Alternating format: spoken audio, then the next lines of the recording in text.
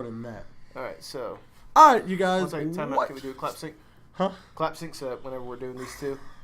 Don't worry. Fine. Do your clap sync. Alright. 1, 2, 3. What is good, people of the internet and beyond? It is your boy Jay Sean here today with a friend of mine. Introduce yourself for the good people of the internet and beyond. How's it going, ladies and gentlemen? My name is Nathan Ragland. You can call me Natty for now. Jay, what are we here for today? We are here for the first ever edition of What the Wrestling. Not only on its own individual channel, but in podcast form. We are here today. We are going to do it in podcast form, which is going to be a new format than what it formerly was on my gaming channel, Jogger Joe, which there will be a link for it in the description. Or if you're here from my channel, you're already subscribed. Yeah, we're just going to get straight into it. We're not going to try to dwell on it long. Here's how it's going to work. We're going to start by just running down Raw and SmackDown, just telling you how things went. Then we're going to give our opinions on things that were good and bad. Then we're going to go into Match of the Night and Superstar of the Night for each show. But I'm getting ahead of myself. Let's just run down Raw. Raw this week opens with Miz and the Mizzies. They returned. They're back for whatever reason. I hated the Mizzies the first time, but it's not my opinion this time. It starts with the Mizzies. He brings out the Bar, Cesaro, as I like to call them. I'm not doing that. Come on, I'm not gonna do it. Do the Bar. The Bar. See, I will note that this is the second, as Miz put it, this is the second part of the Mizzy, so this wasn't the end of it. Also, before the Bar came out, I do want to note that Curtis Axel became the first ever two-time Mizzy winner, dedicating this award win to his friend Bo Dallas, who, oddly enough, wasn't there that night. I don't know why he wasn't there. I'm sad. He might have actually gotten hurt when Roman Reigns kind of went ballistic last week, but that's neither here nor there. After a little while, The Miz started to berate Roman Reigns and the other two members of the Shield, Dean Ambrose and Seth Rollins, to which Roman Reigns comes out. He comes out, and of course, he does his music, which is just the Shield's music, but whatever. We're not going to get into that. He comes out. The Miz basically runs him down and is like, you're nothing. You're nothing, just like the Shield reunion. It's just all hype. And he was like, who said it was just hype? And then Dean Ambrose's music hit, and it's like, everybody pops for it, and we're like, oh my God, yes! And then Seth Rollins' music hits. Burn it down! You are so God. Well, that's how it was. There wasn't no like double bass beforehand. It just straight up went into the burn it down. Okay. I know. You know what? Okay. I'll give it to you. I'll give that to you. It was to a huge pop from the crowd. Oh yeah. I didn't believe they were actually going to do it, to be honest. But again, I keep getting ahead of myself. No opinion now. Just what happened on the show. They run down. Well, they didn't really run down to the ring. They just kind of fast walked down to the ring. They quickly disposed of Curtis Axel. Then they went on to beat up the Bar. And then they triple power bombed the Miz. And it looks like the Shield is back. Woohoo. Whoopsie woo. We're going to have a Shield reunion at TLC. Woohoo. Oh, it wasn't just, it seemed like they were back. Trust me, by a segment later on the show that we will get to, they're definitely back. There's no hesitation. Honestly, I don't feel like going back to this. Let's just do it now. Later in the show, Braun Strowman had the match with Matt Hardy. Braun Strowman obviously wins because it's Braun Strowman. What are you going to do? Although, give credit to Matt Hardy. He put up some decent offense. He did put up a good fight. I particularly popped when he was able to get the Twist of Fate out on Braun Strowman. I popped for that just because I'm an old head. I've been watching since I was like 6. Matt Hardy is on my top 10 list of favorites. But that's for another video, another podcast. Let's keep it moving. What other podcasts? Shut up. I thought this was it for us. No, I'm joking.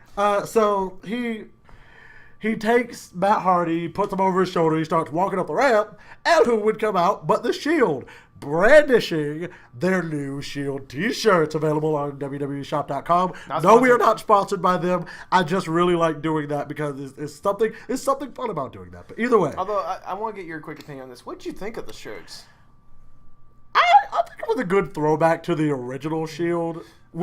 gonna say, for those who don't know, the new Shield shirt, it has the Shield with the triple fist. Don't worry, for the ones who's watching the video, I will include a picture probably right here between us. Very beautiful view. Anyways, but yeah, honestly, I actually kind of dig it. You know, granted, I am fairly new to the wrestling business. He started watching in like 2015. Now 2016, like early 2016. Well, 2016 then. All right. Let's say it was around Royal Rumble time, because that was around the time Kalisto was relevant. He's relevant again, but we're gonna get into that later. But anyways, no. But when it comes to the Shield shirt, I was just gonna say I like how they do have the basically the start of the theme song on the back going on. You know. Yeah, I like that. After that, Let's bring it back. Now that we've explained the whole entire, Shield, they came out with Shield. the Shield shirts, and what did they do to Braun, my good sir? Oh, that was one of the things. Even though I'm not particularly on board as of yet with the Shield reunion, I enjoyed the fact that they jumped him. They basically did old Shield tactic. They jumped him. They beat him up. Roman did his spear, and then they triple powerbombed him through the announce table, which, God, Braun knows how to sell injuries. I will give him that. But, yeah, he did a good job. It was a good thing that he did. Absolutely. Do you have your cord to be able to charge? I mean, I have my charger, but I have to take the battery out. Oh, never mind then. Yeah. If anything, we just make the Strictly podcast. Yeah, okay, well, that works. Or get the first half. Anyways, but now that we're away from technical difficulties, let's go back and get to what was the first official match of the night, which was Jason Jordan going against Carl Anderson with Gallows in his corner. I mean, I don't know about you, but I thought it was a solid match. I mean, it showed Jason Jordan's usual athleticism. It showed the heel tactics that the club always try to do. Honestly, I'm really just disappointed. I am. And who? And just this whole thing that they had with Jason Jordan, just because it wasn't accepted by the fans the way it should have been. No. And I get that not every gimmick or every storyline is gonna connect with the fans instantly. But I feel like they could have went somewhere with him that if they hadn't have scrapped the IC title match at SummerSlam, it probably would have worked. I feel like it would have worked. But it probably would have worked, but that's neither here nor there. Right now, we are in the now, and right now, Jason Jordan is beating up the club like anyone else in WWE right now is, sadly. Hey, honestly though, I give it, even though he isn't getting like a main event level push, he's pretty much getting every win on Raw, except for John Cena and Roman Reigns. But give it like this: he's getting airtime to where he's able to show his work ethic, to show his athleticism, to the point to where the fans can soon rally behind him to be like, "This guy is a good worker. Let's give him a chance." It's just the way that they kind of just thrusted them out of nowhere after this great team of American Alpha. They were underutilized, much like Sami Zayn. But we'll get into that later too. But back to the match at hand. Like I said, it was a usual match. At one point, Gallows did try to distract, which allowed Carl Anderson to basically attack Jason Jordan. I remember at one point before the commercial break, Jason Jordan was holding his knee, but after the break, it was like it was nothing. Jason Jordan does his finisher, and Jason Jordan wins. Does his finisher have a name? I forget what it's called. I don't think they have like a legit name for it. Yeah, I'm pretty sure they don't have an official name because when he was with American Alpha, they had the Grand Amplitude, but they did. But I think they're still working. To be fair, it is a sort of variation on the Grand Amplitude, but I'm pretty sure they're gonna call it something like the Golden Neck Breaker or something like that. Something to where it's that's gimmick infringement, sir. Well, to be fair, he's Kurt Angle's son. Shelton Benjamin is the golden standard. That is gimmick infringement. But yet, there's been times where they've said that he's got gold in his blood because Kurt Angle won an Olympic gold medal with a broken freaking neck. That's still a freaking gimmick infringement. I don't care what anybody says. Shelton Benjamin with the golden standard. But whatever. We're going to do it later. Anyways, after this, they announced that the TLC main event was going to be Miz and Cesaro. Excuse you. You skipped over something very important. Jason Jordan won the match. I said Jason Jordan won. I didn't hear you say that. Well, you can go back on the recording. I don't want to. No, I just didn't hear you say it. Just shut up and keep going. Anyways, but they announced that the TLC main event is going to be Miz and Sheamus and Cesaro going up against the newly reformed Shield. Actually. In a TLC match. But that's not the final decision of the... We'll get to that eventually. That's not the final decision Next, of TLC. Just saying. I'll say though, next we had another wonderful rendition of Elias, the Drifter. Nobody wants to walk with him. Unless you're... No, I'm right. No, nobody wants to walk with him. Anyways, but some of the highlights, he was talking about... Yeah, there was one point to where the fans were, like, booing him. It's like, who here doesn't want me to sing? And then, like, that was probably the biggest pop he's ever gotten in his career. No. It was a cheap pop that he uses to get old. It was a cheap pop that he uses to get fans to quote unquote cheer towards his direction. Very true. That wasn't anything that. It wasn't his biggest pop. I've heard bigger pops for him as Gainesville at live events. Oh yeah, well that's live events. That's because we were there. Anyways, back to the thing. But he had this loud pop going, and he's like, "Just kidding. I love my own voice too much," which I absolutely loved. Show that smarkism on him. You know what you really know what you sound like right now? A mark. A fucking mark. Okay. You're not even a smart mark. You're just a mark. Yeah, you're right. A fucking mark. But he gets to playing his song when all of a sudden he realized that it wasn't the only string instrument being played, which was unusual. It was terrible. Which soon came out to be a banjo. Not just any banjo. A banjo owned by Titus frickin' O'Neil. Granted, Titus Worldwide. I loved the fact that he had it. I feel like if he hadn't have tried to play it would have been better. Like, just the fact that he came out mocking him. If he would have just, like, mock played it would have been fine. But the fact that he actually strummed some of the notes, and it was just terrible. But I get they were trying to play at it, but it didn't work. It fell flat. I will say it would have been made up is whenever... What eventually happened is Apollo Crews came out, because that's the reason why Titus was there, because Elias and Apollo were Apollo doesn't know how to take care of his own business. But it's because they're on the same brand. They were having a match anyway. Oh. Anyways, but what I was going to say is what would have been hilarious is if Titus had tried to play the banjo along with like his theme song. That would have made it up for me, but it was just an interesting segment. What made it for me, though, Elias, just the agony on his face as Titus was playing. It's just like... I thought I was pounding the guitar. Man, this guy's horrible. Plus, I'm not going to lie. Michael Cole had probably the best quote that he's ever had in years with Titus deserves to be on the Yeehaw show. Cole, I really don't like Cole and what he does. But that I will admit that one comment did kind of make me laugh. So, kudos to you, Michael Cole. If you ever actually get around to hearing this or seeing this, kudos to you for that one good comment out of like 10 years of crap. But anyways, like I said, Elias and Apollo Crews had a match. It was a solid match, nothing overly significant. Elias won with the drift away. Oh no, there was something significant. I need to know. I'm going to take my time to say this because you're not a fan of The Undertaker like I am. Freaking Michael Cole, and I just gave you a compliment, you piece of crap. You wanted to call it Walking with Elias. That is The Undertaker's trademark. Old school. And yes, I am mad about it. I want you to call it what it is. It is old school. That is what that was. I have no problem with Elias using it. You call it by the name that it is. You don't do that with anybody else, but you are going to call that move what it is. It was old school. Don't you ever fucking disrespect that move again. Ever. Are you good? No, I'm not good. I'm pissed. How about we move on? No, fuck you. Okay, fine. That's the end of the podcast. We can move on. Okay, so we'll move on to the next segment, which was the Enzo promo. Enzo Amore came out doing his usual shtick of, I'm a certified G bona fide. Say what you want. This man has been, he has been the most entertaining his entire career these past couple of weeks. Yes. God rest the soul of any man who doesn't believe that Enzo Amore is entertaining as hell, because this man really has what it takes. Like I really think, like, granted he's not the most technical wrestler, like he's not the best wrestler, but damn, he can talk. Like if he wasn't a wrestler, he would be the world's greatest manager. He really would. Like he would honestly be close to, I'm not going to say on par, he would be close to Paul Heyman, just because it gets people talking. It gets people talking. You want to hear what he has to say. Sometimes you can't understand what he's saying, but it works. It works for him and his character.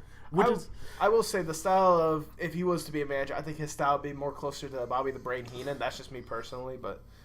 Okay, I could see it. Yeah, but anyways, during this promo, Enzo establishes that yes, he and Kalisto were going to have a match at TLC over the Cruiserweight title. But then, of course, he runs his mouth and no. He runs his mouth. Kurt Angle decides, okay, I'm sick of this crap. I'm gonna come out and I'm gonna confront you. Time out. You got that all wrong, man. No, he called out. He ran his mouth and called out Kurt Angle. He did. What I was trying to say is the way it happened is he was talking about how he had that clause last week that said if anyone touched him, they would not only give up their chance at the Cruiserweight title, but they would be fired. But Kalisto was a newly introduced Cruiserweight. Exactly. That's another thing. He ran his mouth. He didn't understand the fact. The clause he had in stone was for all current members of the Cruiserweight division up to that point. He didn't know, and neither did Kalisto at that point, that Kalisto was going to be a part of the Cruiserweight division. 11 months, honestly, really a whole year too late, but we're not even going to get into that. I'm just happy that he's finally a freaking part of the, Cruiserweight division. I'm glad. I'm glad he's finally a part. So basically what happened next is Kurt Angle came out. He established everything that Jay had just said. Of course. Enzo was like, come on, there's no way you can give this guy a match at TLC. And Kurt Angle's like, fine. You're right. You know what? He won't have the match at TLC. He'll have the match tonight. And, of course, because he's been talking so much trash about all the other Cruiserweights, Kurt Angle decided, I'm going to make this match a lumberjack match with all the other Cruiserweights that you've been talking trash with because I hate you. And it's true. It's damn true. You are such a fucking mark. Let's not break the audio. We don't want to rape our people's ears. Okay, so we already talked about Braun Strowman and Matt. About rape. God damn it. We've already talked about Braun Strowman and Matt Hardy. Let's move on to what came afterwards.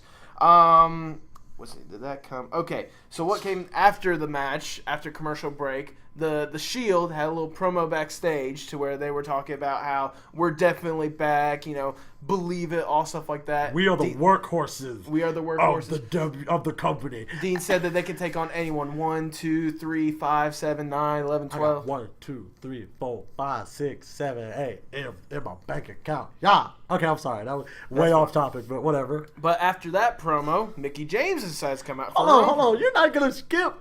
No, you are not going to skip, and I'm going to be the one to say it. I'm still not on board with the Shield, but you're not going to skip the promo. We're not going to skip the fact that Seth Rollins was looking at Roman Reigns just as lovingly as he used to when they were in the Shield in the old days. Seth Rollins, I want somebody who's not the jogger lady, my girlfriend, to look at me the way that I want a platonic friend, a guy that I consider to be my brother, to look at me the way Seth Rollins looked at Dean Ambrose last night. Not you, you dirty fucking Mark. Anyways, but thank you for establishing that. I will say, though, one of the things that, as nice as it is for all that, look, stuff like that, how come Roman was so on board with the Shield reunion so quickly? Because he knew he couldn't beat them without him, honestly. Yeah, honestly. Anyways, but now that we've established that, let's move on to the next thing, which was the Mickie James promo. Hey. Basically, what Mickie was, I paid attention a good bit for this thing. There was a couple major things. The main thing was just basically, Mickie was just saying, fuck you, Bliss. Fuck you, Alexa. It's freaking, tired of these old jokes. I'm, not all blah, blah, blah. Alexa. I don't know where they even coming from with these old jokes. She ain't but like 37, bro. Mickie James. If you see this, to be bro, fair, actually, to be fair, in wrestling, anyways, like I said, basically, screw you, Alexa. Alexa likes to attack from behind, which I bet Murphy likes that. But at that point, you're such a terrible. Anyways. Alexa comes out, and she's like, you know what? Genuinely, from the bottom of my heart, I'm sorry. Here, I'll tell you what. I made this film for you, and this film is going to showcase to some of the future fans and some of the current fans just how great you are. Turned out to be one of those old-time, 1920s black and white films of just basically mocking how old that she is, which... I'm sorry. I'm going to be honest about this. I'm really getting sick and tired of these old jokes. I really am.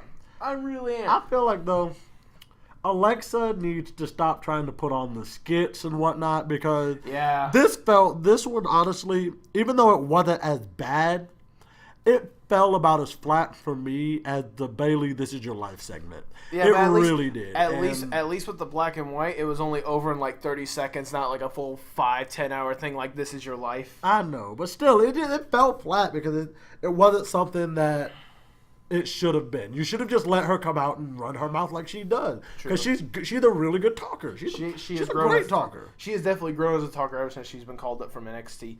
But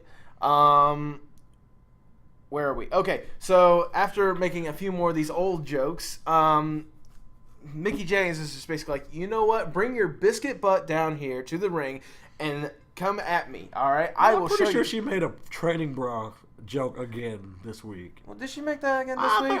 I remember hearing her say something about The only thing I remember was biscuit butt. That's because the crowd at one point was chanting biscuit butt, which was basically... They're probably going to be chanting that for like another good 2 months. Give it a week. It's already going to be gone. At that point, Bliss comes up and is like, yeah, no, it's not going to happen. As she's walking away, Mickie James straight up snatched her, dragged her to the ring, and started to wallop on her. Just straight up, just demolishing her. Like nobody else can, because God, Mickie James, you are just amazing. I don't know how you feel on this, but I really want Mickie to win, like this thing. I know she's probably not going to, or if she is, she's only going to be a transitional champ for Asuka. But I'm sorry, I really want Mickie James to win. I really do. See, the thing with that though, I feel like, and this is stepping away from what we're talking about. This is going to be like a fantasy booking thing for me. She win, but they're gonna drag out. They're going to drag it out. I feel like what they're going to have her do, because we've seen how Mickie James can be as a heel, or at least I have. You haven't, because you didn't know her in her prime. But whatever, we're going to keep it moving. She's really good when she can be a heel, and I feel like they turn her heel or make her do whatever it is she has to do to keep the title, basically giving Asuka wins, but by like disqualification or by like count out or whatever, and keeping her title and building on top of that one-off match that they had at NXT. So that's something that I would like to see them build upon. But let's be honest, they're gonna push Asuka to the moon like the instant she steps in. No. They're gonna basically give her the NXT treatment, which is very rare for NXT call-ups these days. No. Anyways, but after that, went to commercial. It came back. It showed another promo of Asuka. Speaking of the devil, which led to Kurt Angle watching alongside Bayley and Sasha Banks. And they're making the claim of, okay, Asuka's going to be at TLC. I want to be the one to fight her. And, you know... They don't want no problems. They really don't. Alicia Fox came up and is like, come on. I've been...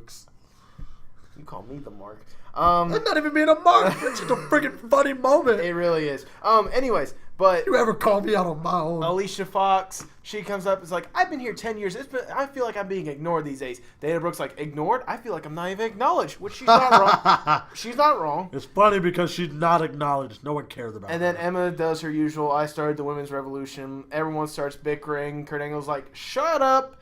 Fatal 5-way, elimination. Winner gets to face Asuka and lose to her. I mean, winner gets to face Asuka at TLC. Oh, 5-way. Yep. Anyways, after that, we had another commercial break. We came back to, interesting enough, some cruiserweight action. I didn't like this match. I mean, there wasn't any significant. It was Cedric Alexander versus Mustafa. Cedric Alexander and Mustafa Ali versus Jack Gallagher and the Brian Kendrick. Which, again, nothing overly significant. I mean, sliced bread number 2. Yep. I love his finisher name because it's so random. Like, of all the finisher names, and I know we are skipping this match, like, completely. I was just going to say, the basic thing about this is Kendrick won with sliced bread version 2. God, I love that name so much because it's so random. Like, of all the names, like, you get the spear. I even think they, for Roman Reigns, like, he had the Razor's Edge at one point. He did. As, like, his signature move. And you get, like, all this other stuff that you have. And it's like, sliced bread version 2. And it's like, it's so weird and funny. I like it. I love it. It works. It works for it. After that match, another commercial because WWE needs their money. They came back to show a front view of Indianapolis, which I didn't know about this, or I didn't realize this, but did you know that the Shield... Yes. For those who don't know, the Shield formed in Indianapolis. Broke They broke up. up in Indianapolis, and now they reunited in Indianapolis. They did that on purpose. It came full circle. That was a purposeful thing that the WWE did. I'm surprised they didn't hark on it more throughout Raw. Really, honestly, I'm so surprised they didn't hark on that, because you all know, all of you that are here that know and watch wrestling, you know Michael Cole loves to hark upon things that are so obvious that by the end of the show you're gonna know it and you're gonna be able to call it back 3, 4, 5 weeks later because he harked on it so much. Understandable. Anyways, It's but not. God, I hate it. I don't like Michael So Cole we get back from commercial break, and like they show, at all. and then they show Kurt Angle on his phone. The Miz walks into his office. Of course, because the Miz has no freaking boundary issues. But there's a reason why the Miz is there. Do you remember the reason, Jay? Of course I remember the reason. Why don't you tell the fans? He decides, oh, well, since Dean wants to run his mouth and say they can take on anybody 4, 5, 6 guy that wants and be awesome, gimmick infringement because the Miz is awesome, that he wants to add a 4th person to their team. So, it is officially going to be Miz, The Bar, and Braun Strowman versus The Shield in a TLC match. To be 100% honest, I'm really curious as to what the absolute Blue Thunder hell they are going to do, because pretty much all of their main event guys, minus Samoa Joe, are doing something else, and we haven't seen Samoa Joe since SummerSlam. Well, okay. So I am so curious. Don't get me wrong. I love this concept of this match. I do. I like every single guy that's in it, especially the Swift Superman Cesaro. I love him, but. You know, come on, y'all got to give something, because what are we gonna do? We don't even know if Brock Lesnar's gonna have a match at TLC. He's not. Of course he's not, because Neither is John Cena. John Cena. We've already established that John Cena's not. John Cena came Well, to face Roman Reigns, then go back and film his Bumblebee spinoff movie, because John Cena can do what he wants because he is God Cena. Yes, patent pending. We are getting a church started for that. Well, let's think about the card that's established right now. Like I said, we have the main event, TLC match. We have Asuka versus Emma. So, spoiler alert for the later match. We got Alexa Bliss versus Mickie James. And then that's 2 women's matches. I'm absolutely shocked. Like, to be 100% honest, I am surprised that they are actually going to give out and afford 2 slots for 2 separate women's matches. Granted, one of them in the debut and the other one the title match. The fact of the matter that they're actually going to give them 2 matches is a friggin' surprise, and I love it. Don't ever mistake me to think that I don't love what they're doing with the women. God, I just wish they would have a little bit more leeway to move around. But back to what you were saying about the TLC card. Well, I was going to say, like, we got all those matches. Plus, there's probably going to be a cruiserweight match. Of course. Please, so it probably ends up the rematch. It is. I haven't watched 205 Live yet, so odds No, are they but might have spoilers, yeah, it is. They're, Kalisto and Enzo are going to have a rematch at TLC. And then, of course, we have probably what's going to happen next. So, Finn Balor came out.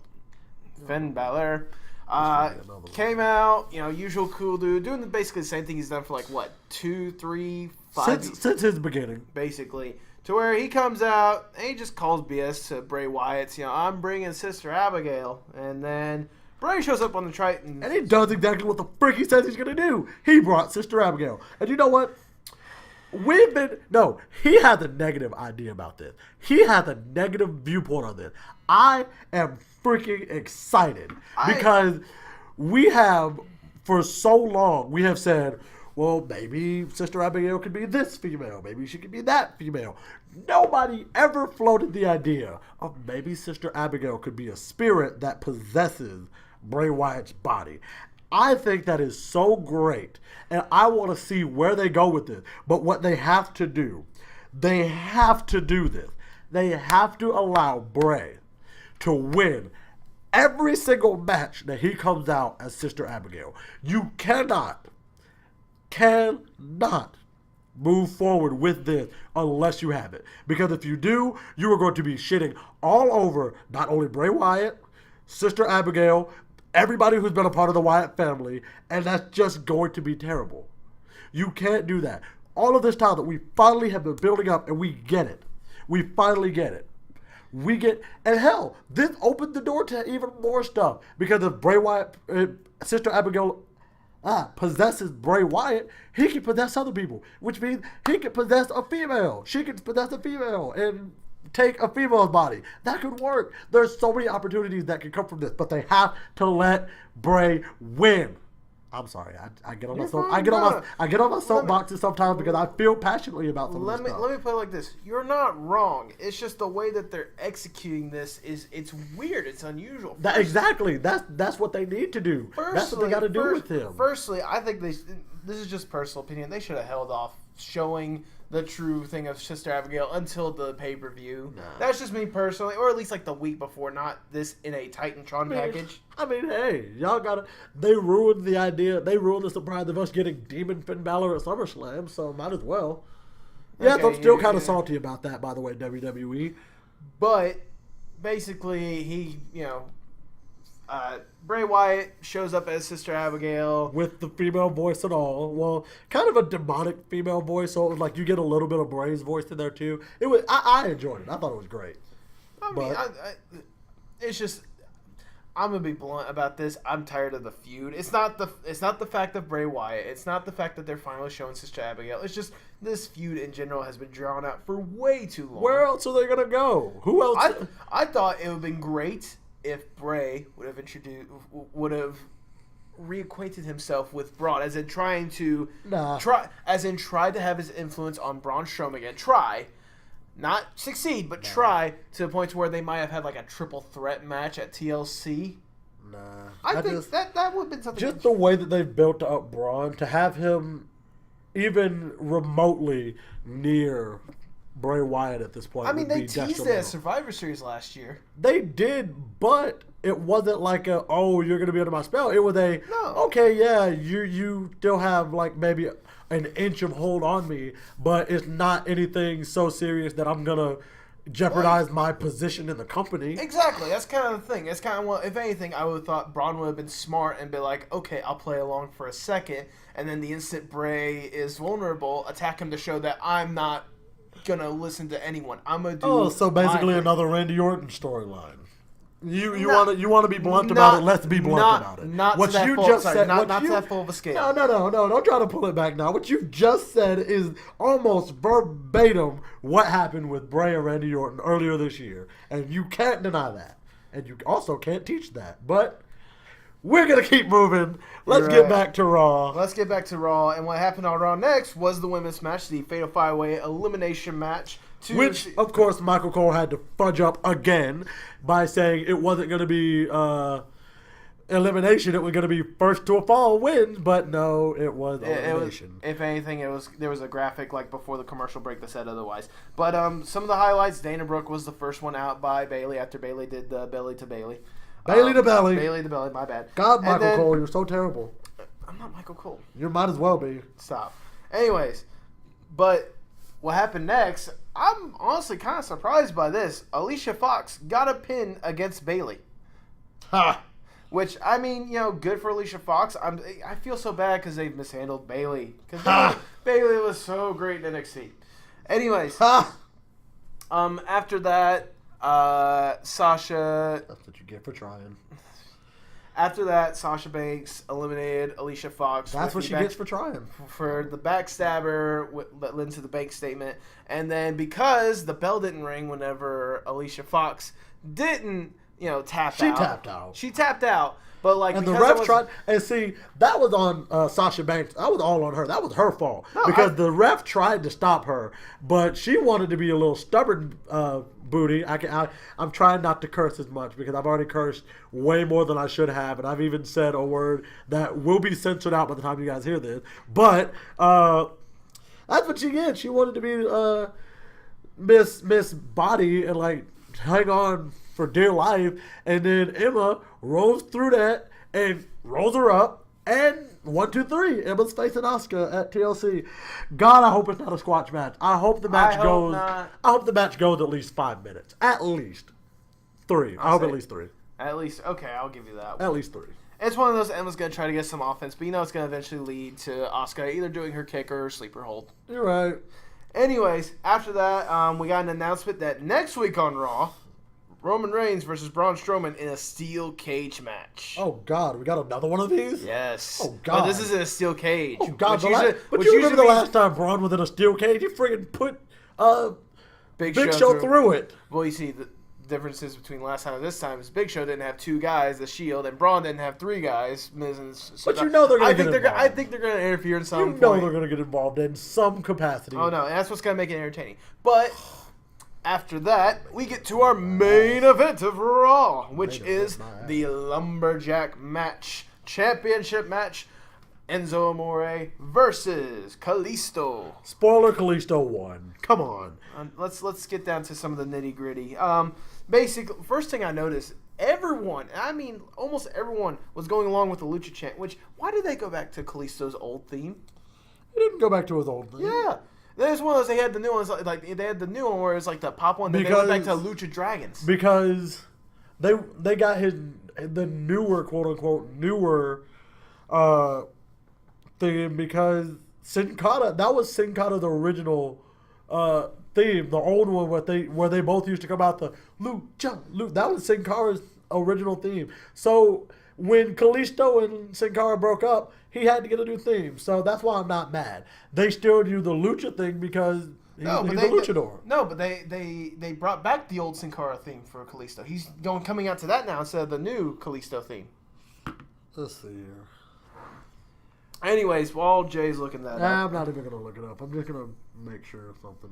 Anyways, but yeah, like, whenever he came out to that, like, everyone was going, Lucha, Lucha, Lucha. Oh, another thing that I forgot to mention, which, sorry for me for not mentioning this. Before the match happened, Kalisto had an interview with, was it Charlie? I think it was. It was Charlie. To where it was basically like, I'm coming out there to prove what luchadors are like. I'm doing this for Rey Mysterio. I'm doing this for Eddie Guerrero. Because Kalisto and Sasha Banks roll with the same church of Eddie Guerrero. But, anyways, everything they do is for Eddie Guerrero. That is very true. But, anyways, so match is going on. I mean, it was, I don't know about you, I was quite entertained by this match. It was a good match. I'm not going to say it wasn't a good match. It was a really good match. I thought it was great. I enjoyed it for what it was worth. Yes. I definitely feel like for it to have been Cruiserweight rounding out the show 3 weeks in a row, it was what we needed, especially seeing as the last 2 times Cruiserweight ended the show, it wasn't with a match. So for them to actually have a match is a good thing, and it kind of feels like they're trying to dissolve 205 Live and just give them time on Raw. Because I wouldn't be against that. Granted, they actually they do need to have something that counterparts NXT. They shouldn't have it right after SmackDown. I feel like they should record it and then have it Thursday night on the WWE Network. Because it feels too heavy for them to do 3 hours on Monday night with Raw, 2 hours of SmackDown, and then an hour of 205 Live. It just feels too heavy. Which is why I don't watch 205 Live when it first happened. I get highlights and then I go back and watch it on Thursday when I have free time. I would say, if nothing else, just put it after NXT or before NXT, have that hour go on then. Even that would work. Anyways, but we're good. So some of the highlights. Firstly, the Lumberjacks, I'm sorry, they were good, but they biased as hell. Yeah, they were biased as hell. At one point, the main conflict was obviously the continued rivalry between Cedric Alexander, Jack Gallagher, and the Brian Kendrick. Is Jack Gallagher even still supposed to be a freaking heel? Yeah, he said. I mean, he's siding with the Brian Kendrick, and the Brian Kendrick is considered the heel of the cruiserweight, not the. Anyways. Oh yeah, we got something to talk about for that one. Anyways, at one point, the cruiserweights just the Lumberjacks go insane and just start brawling on the outside. Just, huge giant pile up, which led to Kalisto superplexing Enzo onto the brawl, everyone falling down, the classic spot that everyone absolutely loves. I enjoyed it. I thought it was really good. That was one of those spots where I was like, okay, all right. I mean, you're showing that you guys can do more than just flippy inside the ring. You can actually be a Put little me hard. outside the ring. What? You actually can do a little bit of hardcore There we go. when you need to. So I enjoyed that spot. After the superplex, Enzo gets back into the ring. He gets Kalisto with his defeat, his finisher. Pins Kalisto 1-2 almost as soon as 3 was hit. Mustafa Ali came in for the save, running up and snatching Enzo out of the ring to where Enzo just goes like crazy. To be with fair, it. though, that should have been a disqualification. Well, no, because it's a lumberjack match. No, But disqualification. lumberjack matches. See, that's the one thing that they need to clarify in the WWE. Lumberjack matches doesn't necessarily say that it's no disqualification. All it says is keeping them inside of the ring. So them getting involved in the match, other than to put the other 2 guys back in the ring, should be a disqualification. Pulling him out of the ring should have been a disqualification because he was already in the ring. They were just serving their purpose, just staying outside of the ring to keep them inside the ring. To be fair, you could have made the argument that Enzo was either under or close to the ropes to where that the argument could have been made. But he still pulled him out of it. Whatever. You know what? I'm not even going to argue this with you. Either way, but like, I don't know about you. I was hearing some of the audio that Enzo was saying. Enzo was just going off on Mustafa Ali. Yeah, no, I would too. To be honest, I'm not gonna lie. I thoroughly enjoyed. I would have done it too. I really would have. Kalisto's on the top rope. He's about to do something. Enzo knocks him down a peg for a moment. He climbs up, trying to do something off the top rope with Kalisto. I was going to get to that. Kalisto gets the advantage. He reverses it and hits him with a Salida del Sol. Off the top rope. You know what happened. Off the top rope, off from a standing position, a Salida del Sol is a Salida del Sol. It is freaking amazing. I like that move. I feel like, and honestly, I feel like it's one of the more protected finishers because I've only ever seen Kalisto hit that move when he wins, minus that one ladder match that the tag teams had. Oh my God! That's just a really good spot. Anyway, that's one of the more protected moves. Very true. But after that, as you may guess, 1, 2, 3. Kalisto is your new cruiserweight champion. I found it so hilarious because I was on Facebook at the time, and one of my friends, Abel, he actually posted. He was like, "Oh my God, wait! I went to buy Star Wars tickets, and I come back and he's champion. What happened?" And I found that so funny because it was like, yeah, it did kind of happen that quickly. Like, if you would have clicked for maybe 2 or 3 minutes, like you were just like, "Oh, this match is still gonna go for a good little while." Nope. You're going to miss a good bit of it. I thought it was really good. I enjoyed it. I thought it was amazing. But, as we said, that is how Raw ended. Yeah, it was. I think it was a good closing to Raw. For everything that they had on Raw, that was pretty good. I feel like what they could have done, and possibly what they should have done, and I get, title changing hands does kind of have dominion over anything else. But I feel like if they really wanted to make an impact with the Shield thing, they could have and should have closed the show with them powerbombing Strowman through the table. Yeah, but I feel like it would have served to kind of solidify the fact that they have returned as a faction again. Granted, they still have a long ways to go before they get back to their former glory. Meaning, freaking Roman Reigns needs to win a title. Hopefully it's not the Intercontinental. God, I hope he doesn't win the Intercontinental belt before John Cena. Oh my God. But they need to win another title so that way they can relive their old glory days and really be like, yeah, we're just like we were when we used to be. Because now we have 3 titles and we run the show. But that's just one opinion. It's the right opinion, actually. I will say, as nice as that would be, one, they're saving Roman up for that Universal belt. We all know that's going to happen. Not until WrestleMania. Exactly. That's what I mean. It's like that. If he's going to get a title, it will be that IC belt. Which I'm not gonna lie, I would love to see a program just for the IC belt between The Miz and Roman Reigns. I would like to see that. Mainly because, come on, it's The Miz. You can't really argue with that. He's a good talker and an okay wrestler. He's honestly, he's like, I won't even say he's like the Hulk Hogan in terms of talking in modern day era. He's kind of like, no, he's not like The Rock of modern era either. Maybe Triple H? Yeah, okay, I can give him Triple H because much like Triple H, he's good at talking. He knows how to get his point across. He knows how to make heads turn when he talks. So, yeah. And 9 times out of 10, he does back it up in the ring. But, like I said, that's the end of Raw. Shall we move on to SmackDown? of course, we might as well. We've only spent 45 minutes on Raw. I mean, hell, no one said this was going to be, done like that. No one said it was going to be a snap. Yeah. Trust me, this was a good episode of Raw, and it was followed up by a pretty good episode of SmackDown. Would you like to start Following up from not a pretty good. That was a damn fantastic pay-per-view. Hell in a Cell. SmackDown has this. I've mentioned this in other versions of What the Wrestling.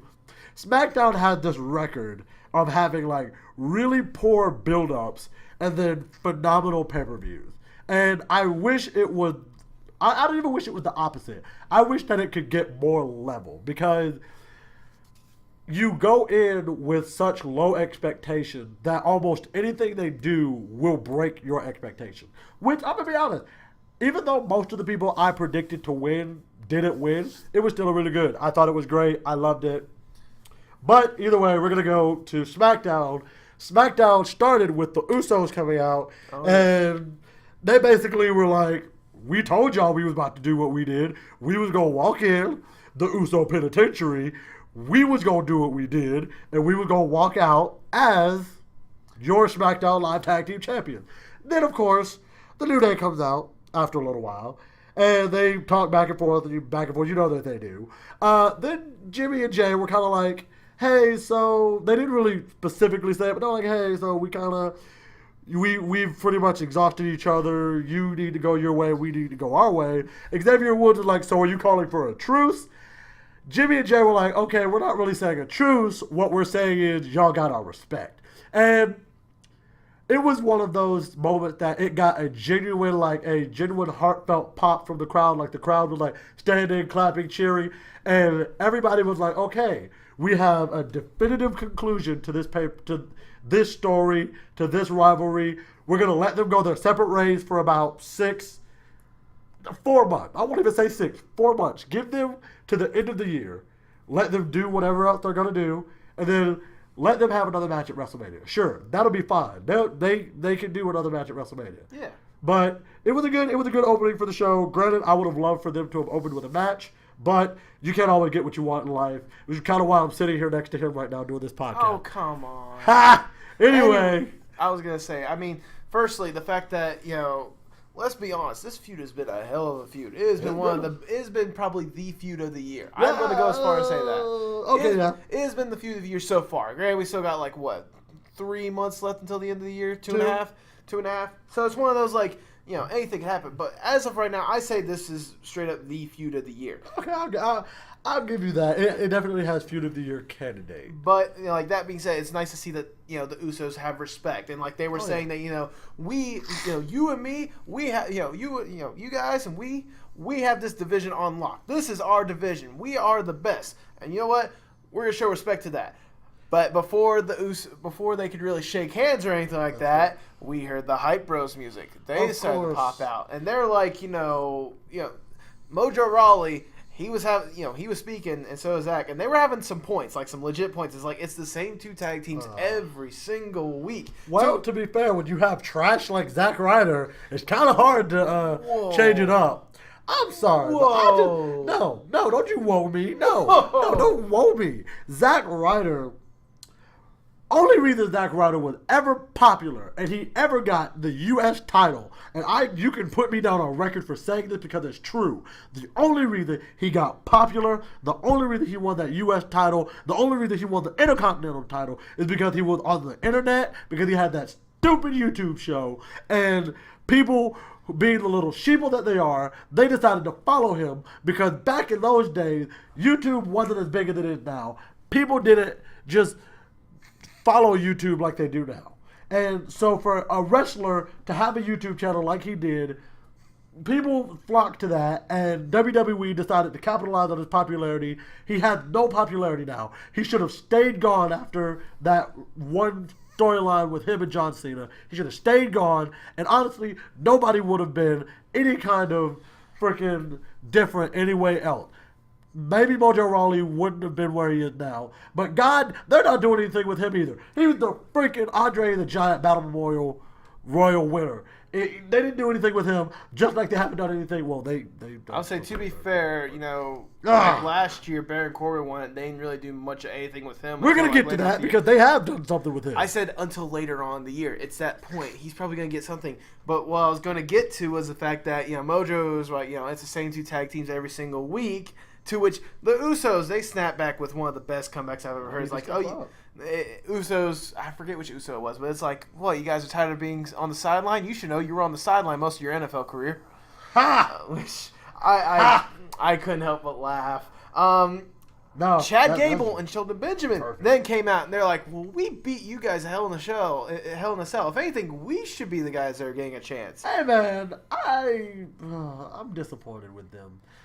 I get that you guys, that they wanted to keep Chad Gable in a tag team because at this point now it's pretty much established Chad Gable will never get anywhere in his career unless he's in a tag team, but to sacrifice Shelton Benjamin for it. He's the freaking gold standard.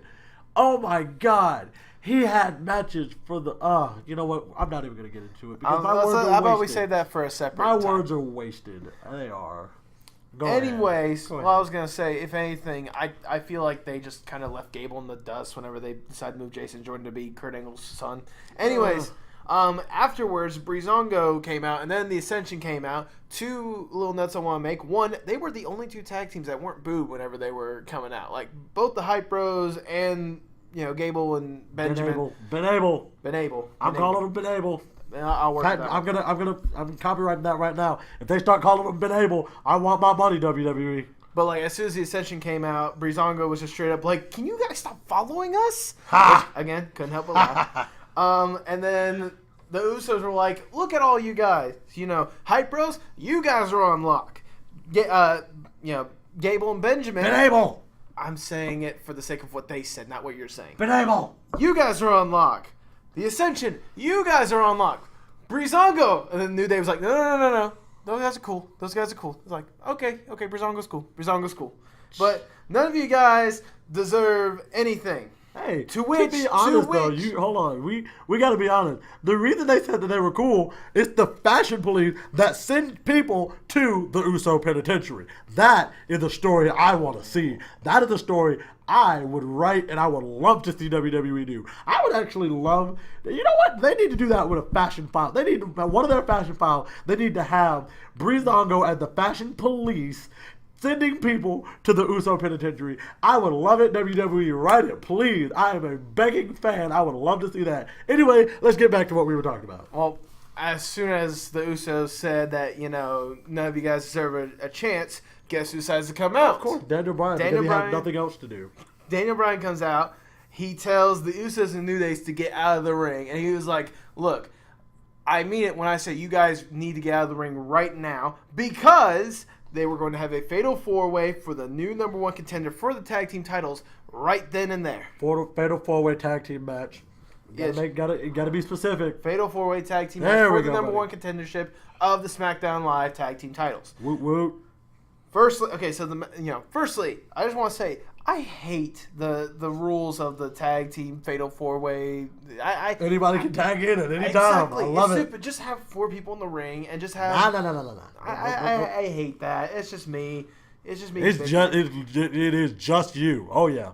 It is. Anyways, but it was overall. I thought it was a solid match. What do you think?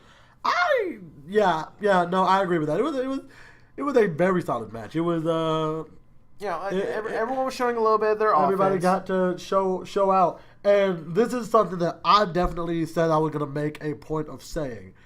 Shelton Benjamin and Chad Gable, Ben Abel, and I will copyright that name if I have to, they had matching gear. The Hype Bros didn't. Okay. We need to make a point. And I also want to say, if you are going to freaking split up the Hype Bros, please get on doing it soon. Because, oh my God, you tease it just about every single week. But there's nothing. There's nothing. It's like when you say we're going to have a Fashion Files, but we don't. Which we will get into later again. Anyways, some of the highlights of this match. Highlights of this match, at this point, everyone, there's at one point to where all the teams were in the ring before the commercial happened, before the first commercial break happens, which they had the big commercial with the small match. I hate that. I hate that. It's one of those. It was nice at first, but when they do it with like big matches like this one, it really just devalues the match. Hate it. When it came back to to widescreen again, basically, Mojo Rawley was going absolutely crazy, basically attacking everyone and everything in sight. There was one point to where Mojo was getting the pin on, I want to say, it was one of the Ascension, I believe. I think it was Victor. Probably Victor. I think it was Victor. And I don't remember. No joke, everyone but Zack Ryder jumped in that ring to break up that pinfall, which I loved that moment. It was just one of the, I know it's a simple moment, but it's like everyone dove in. It wasn't like one person like they usually do. No, it's like literally there were 6 other people that Probably the only time I will ever agree with JBL. Mojo Rawley's like a wild animal. He needs to be put in a cage somewhere. I will honestly agree with that. He said it a couple months ago before he left the announce table. I agree with it. There's one point to where the Zack Ryder got tagged in, and continuing the assault on the Ascension. Whenever there was, I think it was Connor. Connor attacked Mojo Rawley, who led to like breaking up the Hype Bros tag team finisher. To where there was a little bit more of the, crumbling of the foundation of the Hype Bros. You need to hurry up and do it. Like I'm getting bored at this point. I'm to the point of like, it's like when you're watching macaroni in the microwave. It's like watching macaroni, and you just get bored with it after a while. You do. And for those of you who don't understand, it's like you put the microwave in the oven. And you want it to be ready right then and there as soon as you put it in the oven, but you got to wait on it. And then by the time it's ready to come out, you're just bored because there's nothing you can do at that point because it's like you've waited so long for it to happen. And then it's just, now you're just like, I'm still hungry, but I'm not as hungry as I was when I first put it in the oven. And I'm just kind of bored with it. And I got to wash the dishes because the dishes are now dirty. It's just a lot of like work and a lot of sadness that goes into it. Y'all, I lost a pan of macaroni once. That's why I'm still sad about it.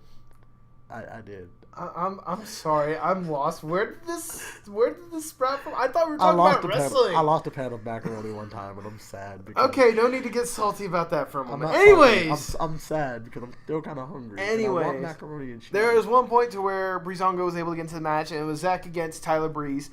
Zack tried to do the broski boot. Sorry, but he missed, which allow been able to get into the match, and like Shelton Benjamin just went off doing nothing but they both went off doing like multiple suplexes after suplex after suplex, which led to Shelton Benjamin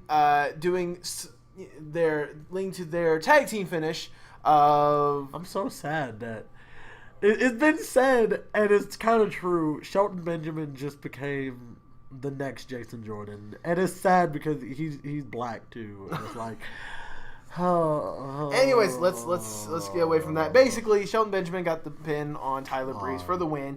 Which, what do you think about them winning the match? Hey, that's why they brought Shelton Benjamin back to put Gable in the tag team title picture. So, if it results in them getting a tag team title, I'm not upset with it. I really hope. Honestly, I hope it's not the very first time they meet, title change hands. No, I hope they're in the running for it. Not too long, like not all the way down to December, but like give me enough time to where, like with my macaroni, it's perfect timing. I don't have to wait too long, and it's just perfect. And while I pull it out the oven, it's perfect. I can put it on the plate, and I can eat it, and I can be enjoying, and I can have it, and I can just enjoy it.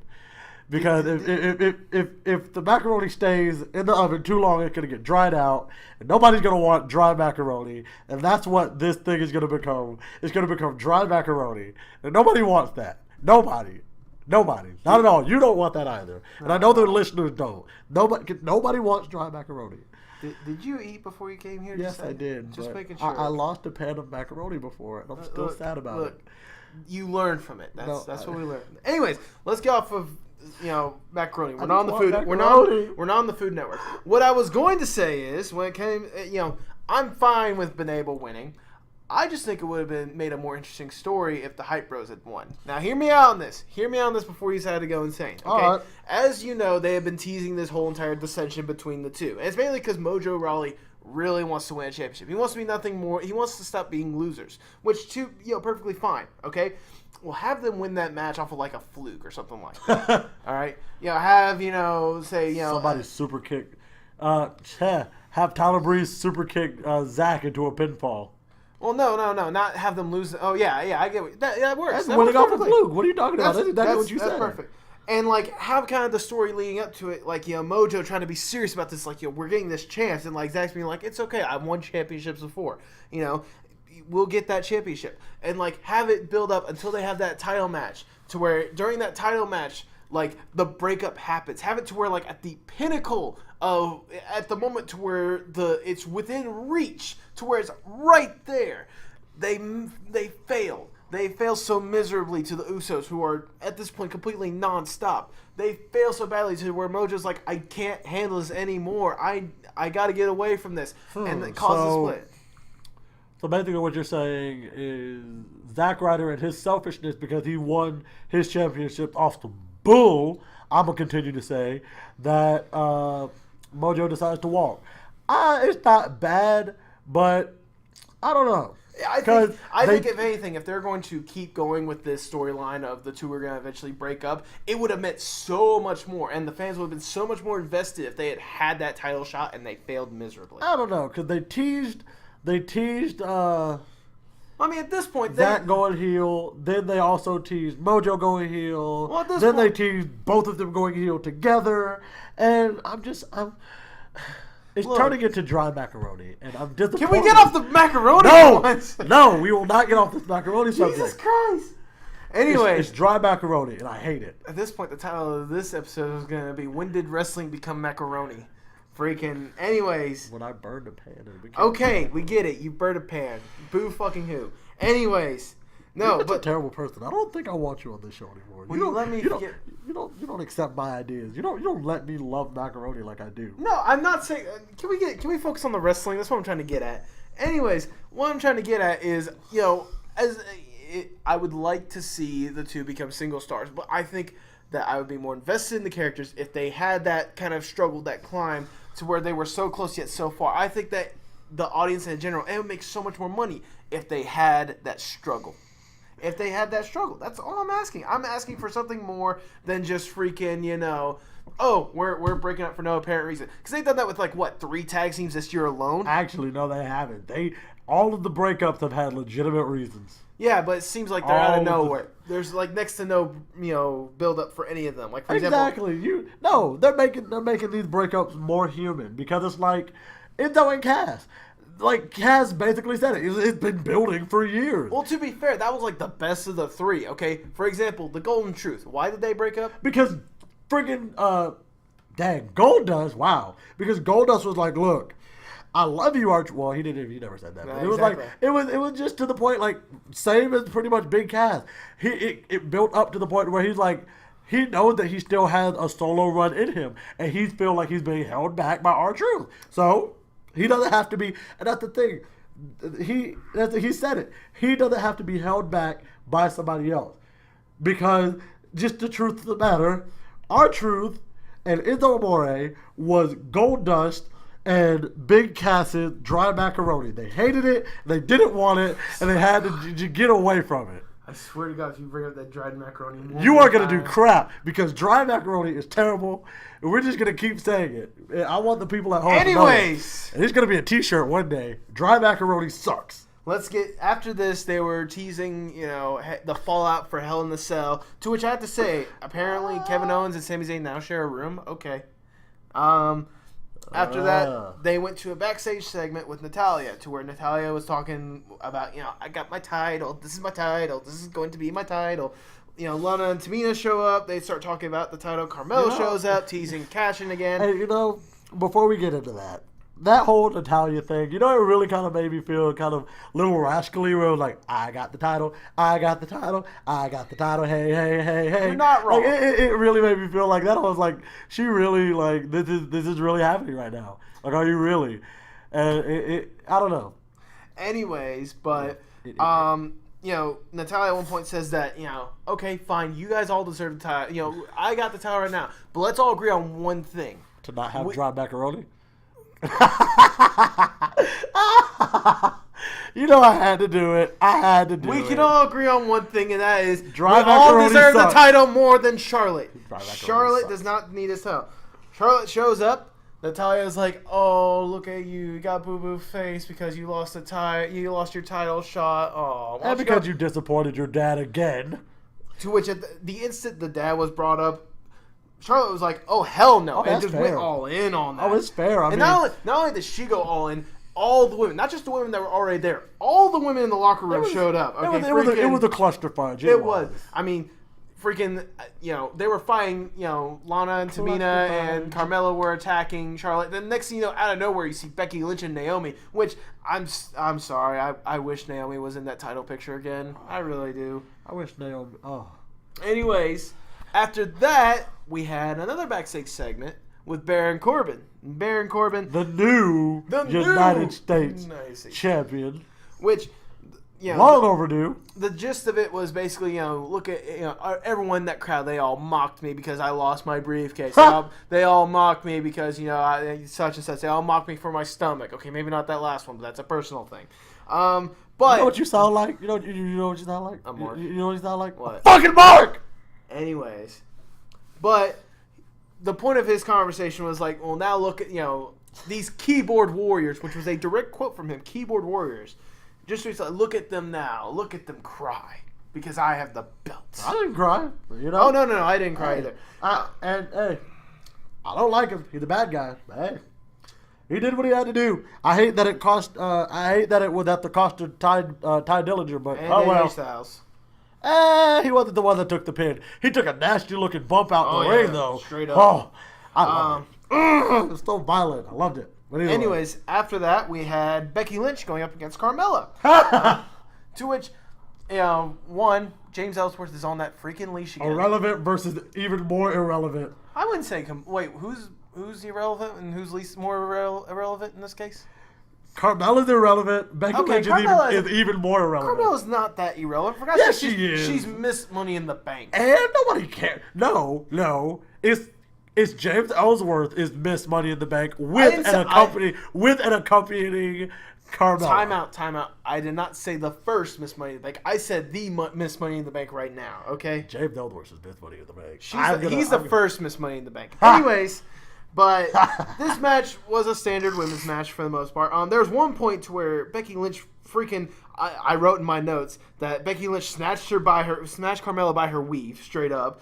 And Carmella screeches like it was an awkward mid-2000s women's match. Like the awful screech that I just couldn't stand. Ugh. But Becky Lynch won with her famous disarm her. After that, Kevin Owens promo. Do you want me to run this down? Or do you want to run this? I want this one. You want that one? Then you go. You go for it. Tell me this. About oh my God! And I know I'm not supposed to like bad guys, but this whole thing was so great. Kevin Owens basically said that as he was lying on the table, looking up at the lights, with Shane McMahon on top of the cell, just moments away from jumping down, to which he missed miserably. But we will get to that. He made his way up to the pearly white gates. Well, there was a long line of people, and he got called to the front of the line by St. Peter himself. Was it St. Peter's? I don't know. It was St. Peter. Either way, he got called to the front of the line himself, and he said to him, as much as we would love to have you here in heaven, they need you back on earth. They need you. They need Kevin Owens. And they sent him back down to earth. But they didn't do it alone. They sent him back with his own guardian angel, Sami Zayn. Sami Zayn with the angel that we all needed him to be. And then Sami freaking Zayn comes out. And, God, I've been waiting. I've been waiting on this for so long. I have. He said what everybody wanted him to say. And it was so good. Can I put some quotes that I did put in here? Yes. Basically, Sami Zayn, that firstly, the powerbomb that he experienced with Kevin Owens about a few weeks prior, that opened his eyes to him. It made him realize that his career... Hashtag woken Sami Zayn. It made him realize that his career was nothing but pleasing people. All leading to mediocrity, while Kevin Owens didn't give a crap about anybody. He got everything he wanted. IC champion, US champion, Universal champion.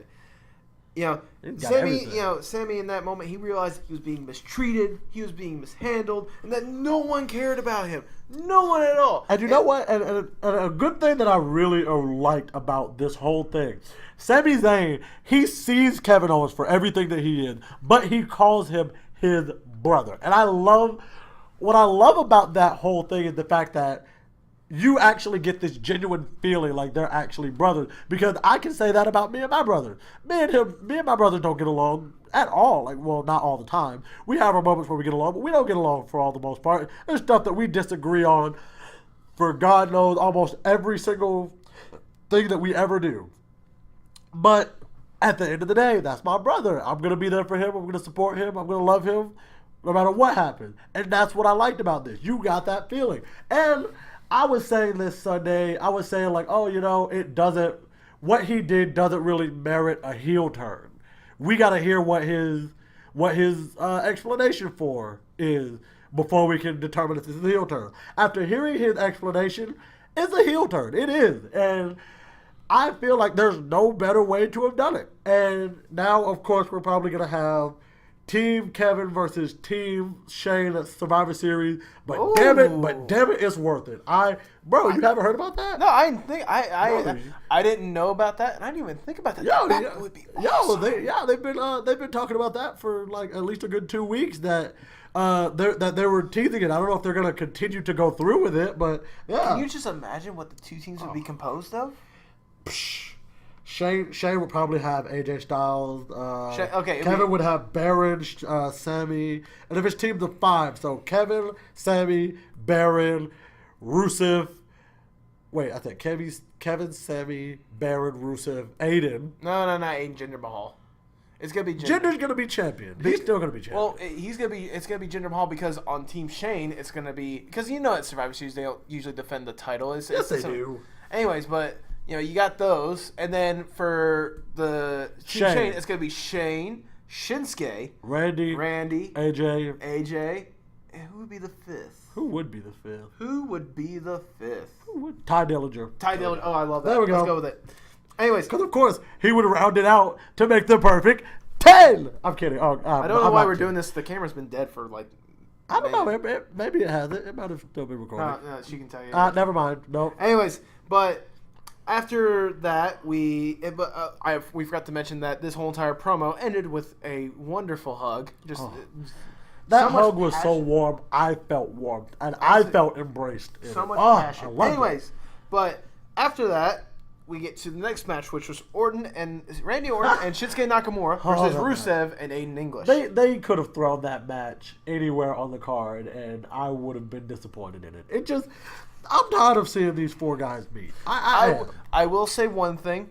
I liked how well Rusev and Aiden English worked together. They were working smoothly together. Rusev and Aiden, Rusev and Jinder, Rusev. Yeah, okay, you got a point. I'm surprised. I'm surprised Rusev has not. I'm surprised that Rusev has not been in an official tag team and actually gone for a title shot. He was in an official tag team, the League of Nations, but you see what happened with that. Well, let's not get into that. Anyways. Freaking dang it. That's in the past. What's in the past? But basically, this match ends the way that sadly we didn't want, but how you expected.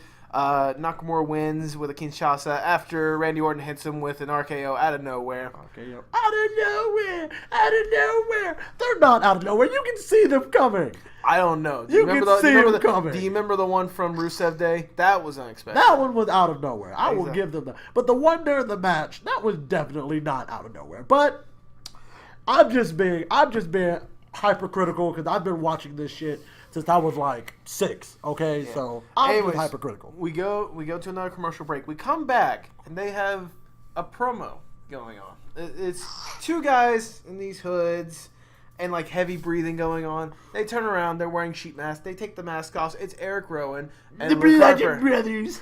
Oh my god! Time out. Firstly, okay. I'll tell you what. You give me your opinion on what you think of the Bludgeon Brothers. Oh, it's terrible. Okay, no. That's just my first. That was just my first. Nah, it's not terrible. I'm glad it gives them something to do. It puts them back in television. And granted, hell, we might actually get to see them go up for the tag titles within the next couple of months. You never know. I was gonna say, firstly, I really like this. I know it's like they've been tag teams together, but like I really like the new direction they're going with. Is like we are on our own now. We are the Bludgeon Brothers, and I just hope. There's just one thing I hope doesn't happen with them. They become jobbers.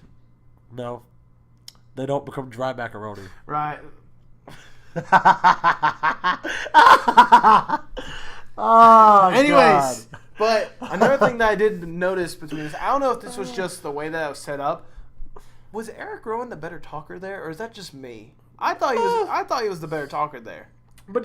For that one, I feel like yeah. But we all know that they both can do really They can hold a good. candle for when it comes to their promos. The only thing I don't appreciate is the fact that they both they're still taking advantage of Bray Wyatt's creepy closet room. Yeah, you're not wrong. And Anyway. I need them to establish where that location is because it seems like every building they go to, they have some weird, mysterious, creepy closet room. Well, I mean, they got rid of the one place that did have. Maybe they scrapped up the remains from the Wyatt compound. Oh, God. Anyways, let's move on. So after this, we had a glorious Bobby Roode promo. Glorious! To where Bobby Roode came out and he's like, I'm happy that I won. I really am. But Like what a happened dirty after? heel. But what happened afterwards? I didn't like it. The fact that Dirty Dolph Ziggler attacked him. Now, I'm gonna be honest. I missed Dolph Ziggler's entrance into that. Did he still have his whole "I'm not gonna have any music" thing? No, like it started off. It was like it was on Sunday. It's So one of like those- it started and then it hit the, and like the then- record scratch and then it just came out to nothing. Okay. And then he Which- came out. He came out and he's just simply saying that you're a fraud, Bobby Roode, because look how you won. They showed basically Dolph's butt crack as the pin and it's like this is wrong. We can have a match anywhere, anytime. Blah blah blah. One of the best lines I will say, Bobby Roode is like, it wasn't the fact that I'm a fraud. I was just smarter. And Dolph Ziggler immediately fired back with, "I'm the smartest person in the world." Yeah, it was. But basically, Can we take a step back though before Yes. we move forward? I feel like if they're gonna have Dolph Ziggler copy Batista back when he did this, because Batista did this before where he would come out to no music, I feel like he should stop with the whole first couple of seconds of his song and the record scratch and then nothing. I feel like it should just be, ladies and gentlemen, Dolph Ziggler, and he walks out to nothing with just a solo spotlight. If they're really gonna do this, they need to go all in, balls to the wall, just let it be what it is. They copied Batista. Just stay up for what it is. And of course, Dolph Ziggler's gonna be like, "This is my thing, cause I'm the best." But yeah, we all know that. but you just call it for what it is. Let them just be like, yeah, he copied Batista. He's not having music like Batista. But that's neither here nor there. Let's get back to promo at hand. Well, I was gonna say that was basically the bulk of it. It was kind of one of those like toward the very end, Dolph was gonna get in the ring, or it looks like he was gonna get in the ring. Was like, nah, this match isn't gonna happen here. Walked away. Glorious music hits. It's been announced that next week they're having their match. Which is so. If honestly, I hope it's better than yeah, straight. I hope Hell there's of a a style. clear, definitive winner, Bobby Roode, and I hope that. And I hope that if this is going to be like the last thing Dolph Ziggler does, because his contract is running out, let him go out on a high note. Okay, make it to where like Bobby Roode looks halfway decent before. Is he actually gonna not renew his contract? Apparently, that's what all the rumors are, because he wants to start his comedy career. God, he doesn't. Let's Hashtag triggered. Oh my God. You guys will learn this later, hopefully. But I don't like Dolph Ziggler. I don't. No one really does at this point. Anyways, but after that, we had our main event for the evening, where it is a U.S. title rematch to where AJ Styles versus the new U.S. champion, Baron. I love his music. Corbin. Oh my god, I love his music. I love when they add the lyrics to it. Like at first it was good, it reminded me of Kane, and then they add the lyrics to it, and it just went from like pretty good to oh my god, I can't stop listening. I could deal with it without the lyrics. The lyrics did add a certain aspect to it that wasn't there before, but I could have stood it without its music. Or without the lyrics. Very like true. everybody kept shitting on it, like, "Oh my god, it's so terrible, it's horrible," and then they added lyrics. They were like, "Oh, take my money," and I'm just like, yeah, okay. And it's like, come on. Everyone went like over the top when the lyrics were added, but like still, I enjoy it And now. while we're on the subject, what's with all of these superstars getting music with lyrics now? Like, are they really trying to go that far to give them music with lyrics? I mean, I will say, I feel like Jason Jordan was the one who really kind of like got it started, because his music, which granted I loved it. Oh my god, I love his song Next Generation. Ah, yes. And then was it Ben Jason? Abel. No, that's not, it was Seth Rollins who got it first. No, he just got the added vocal. He didn't get the whole like full song of lyrics. It was just the one vocal. Yeah, you got a point. Anyways, Jason Jordan was the first one to have like full lyrics added to his song. Anyway, we're getting off track. But for the match, it was a regular match that you expect between these two. A lot of back and forth, a lot of Baron Corbin trying to do what he can. One of the best moments in the match was Baron Corbin trying to do his usual baseball slide, but AJ Styles, nope, straight up just drop kicked him like half an acre away. Hey, it was worth it. It was a good spot. It was a good match. It was, especially for it to be a title rematch. It was a lot better than I expected, and it probably, had they not added Ty Dillinger, it probably would have been better than their Hell in a Cell match. But let me say this, because I really need to kind of get this one off my chest. If you were going to add Ty Dillinger to the match for him to take the pinfall, why would you let AJ Styles take the pinfall tonight? Why would you not let Baron Corbin win by disqualification or something? If you were really trying to protect AJ. But I guess you needed a definitive, like, this is the end of it for now. So Baron can go on somewhere else. AJ Styles can probably go on to the WWE World Heavyweight Championship picture, because we need somebody else now, because damn it, be Randy. I swear to God, if it's Randy again, I'm probably going to break my TV. We all are going to break our TVs. Shinsuke, I love you to death. You're one of my favorite wrestlers at the moment, but I do not want you anywhere near the title picture again as long as Jinder Mahal and the Singh brothers have the belt. But either way, that's just me. That's what I have to say. I was going to say, let's get to the finish of the U.S. title match first. As Jay said it, Baron Corbin did win. How it went down was Styles had gone for the calf crusher at one point, to which Baron Corbin did quite possibly the best reversal to a calf crusher. He just basically just grabbed AJ Styles and just slammed his head against the mat. And he rolled up for the pin, and Corbin won clean, which is something that you can rarely tell. That you can rarely say these days. I don't even think John Cena had a clean win over AJ, but. No, I'm talking about. Too many of them. I'm talking about like Baron Corbin just getting a clean win. That's the thing that's rare in these days. I mean, he won clean Sunday. Yes, he did. That was clean. 1, 2, 3. Time out. You can say that was clean, but however, it wasn't definitive. It was clean. 1, 2, 3. Anyways, but what I'm trying to get at is a triple threat match. Damn it! It did, but. After the match, they had the interview bot, whatever her name is at this. Was it Charlie this time, or was it someone else? I think it was Charlie. I think. Okay. I don't pay attention to the interviewers. I don't know their names. That's why I said interview bot. Charlie, JoJo, but, whatever they are. They go out, and she goes out, and it's like, what do you have to say to people about this win? It's like, look at me, I have this belt. You don't like it, cry all you can. I'll buy a boat and I'll flow down the river of your tears. He legitimately said that, and I love that statement. That was. Baron Corbin is great when he's talking trash. I love it when he talks trash. He could talk all the trash in the world, and I could just have that on like a CD and just listen to it over and over. It is beautiful. Because at this point now, I'm pretty sure you're used to people talking trash to you. Well, yeah, because who doesn't talk trash about me these days? Well, you want to be honest. Thank you. I appreciate Mine it. is, okay, yeah, I guess the jogger lady does it. But Anyways, but with that ended the show.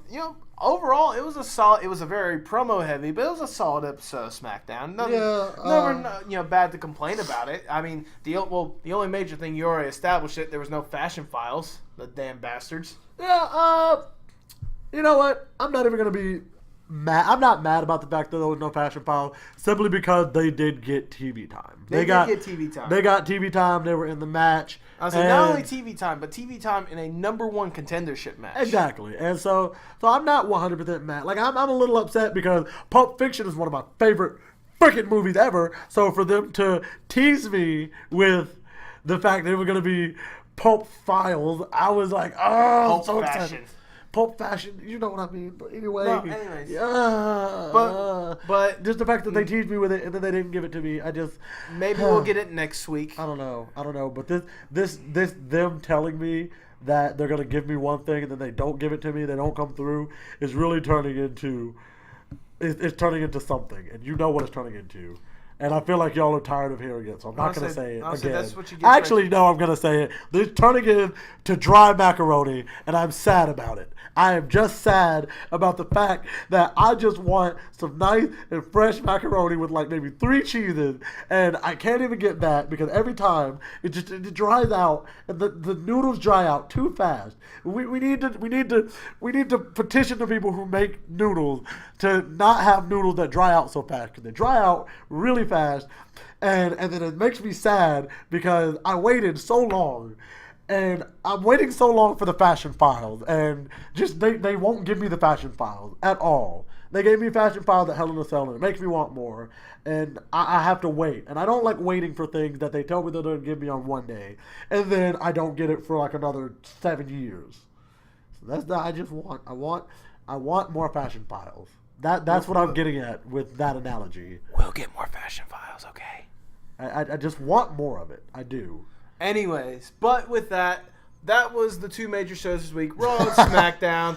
Let's get to the final bit of our show. How's this going to go down again, Jay? Now we're going to run down match of the night, superstar of the night, and then superstar and match of the week, and what show won for the week, which show did better between the two in our opinion. So, I'm going to go first. I'm going to give my superstar of the night. Oh, we're going with superstar first? Yeah, we're doing superstar first. Okay, we're doing superstar first. Then match.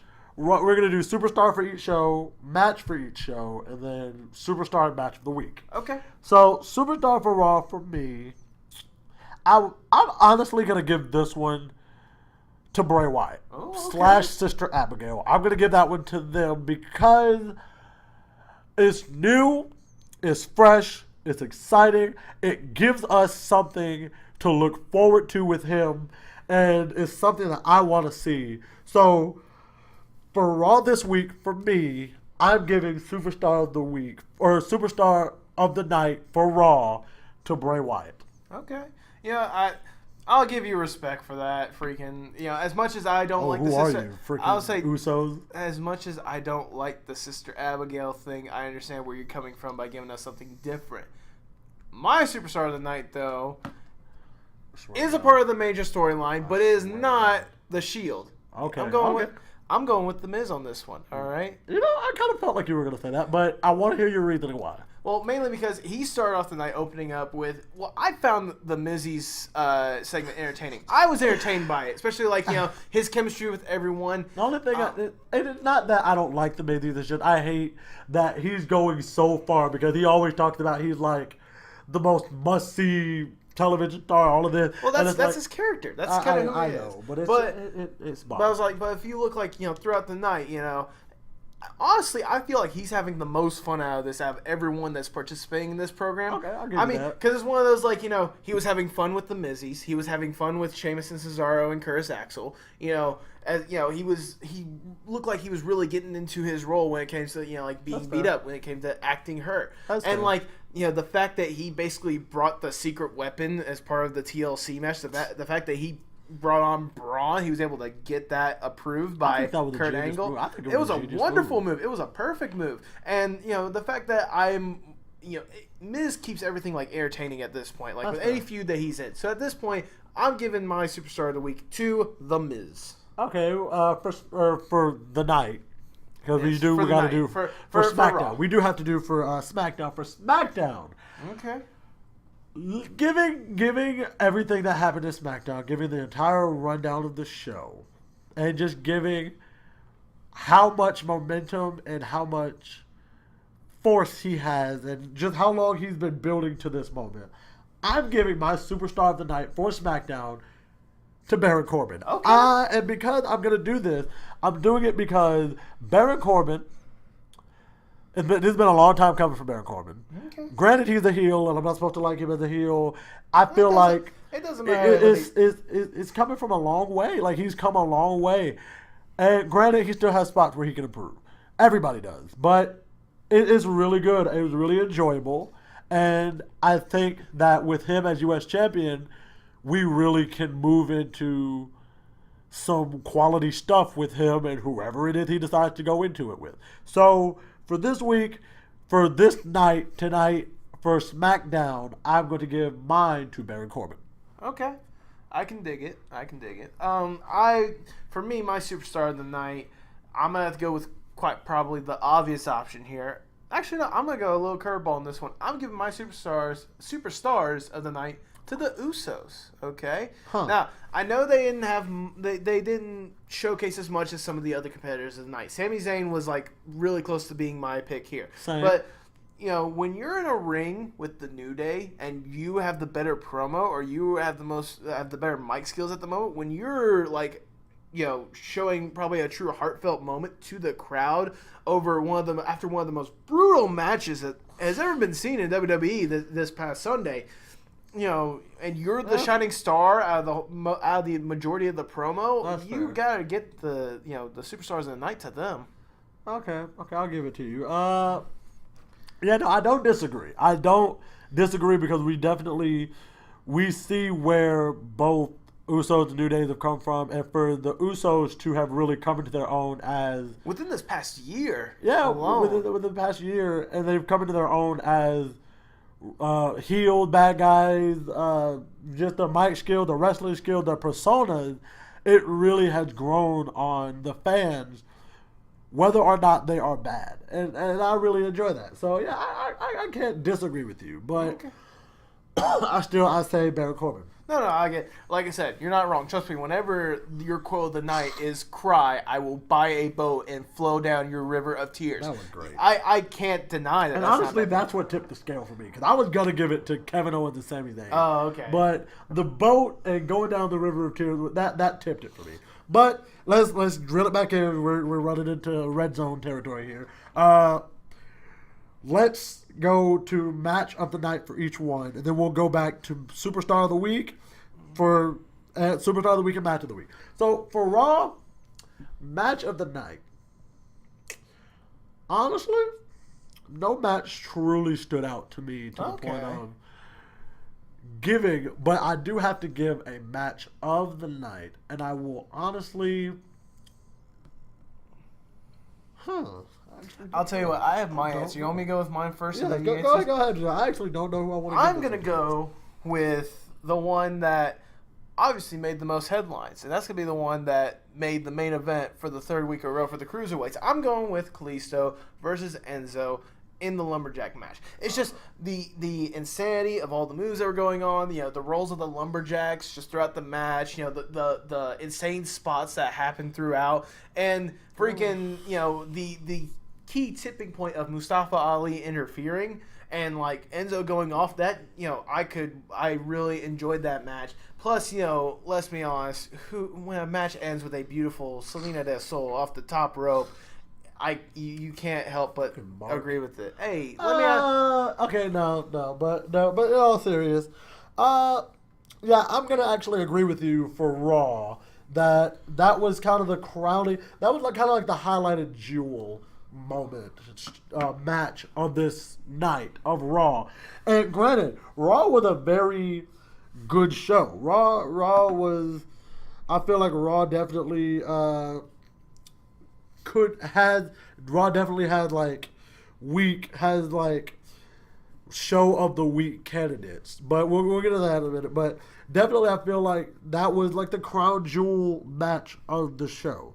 But either way, let's go to SmackDown match of the night.